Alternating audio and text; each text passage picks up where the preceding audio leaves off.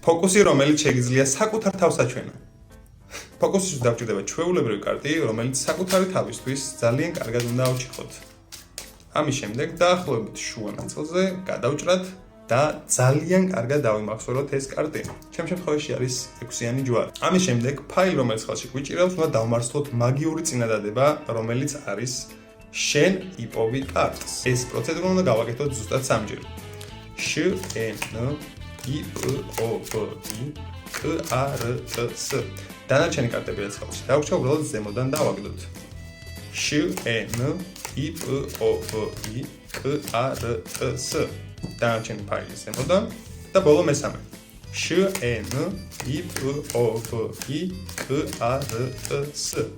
დანარჩენი ფაილი ზემოდან. ახლა საკუთარ თავს ვეკითხებით. ჩვეულებრივი დასტა, რომელიც ჩვენ თვითონ ავჭიხეთ, ჩვენ თვითონ გადავჭერთ იქ, სადაც გვინდა და დავიმახსოვრეთ შემთხვევითი კარტი, ამ მაგიური წინადადების დამარცხლით იქნება თუ არა ძალიან მაგარი, რომ იყოს ზედა პოზიციაზე. ჩვენი კარტი იყო 6-იანი ჯვარი. საინტერესო ფოკუსისთვის არხი გამოიწერა და კომენტარებში დაწერე გამოგივიდა თუ არა. ხოლო საილუზე კურსს შესაძენად მოგწერეთ ჩვენს Facebook page-ზე.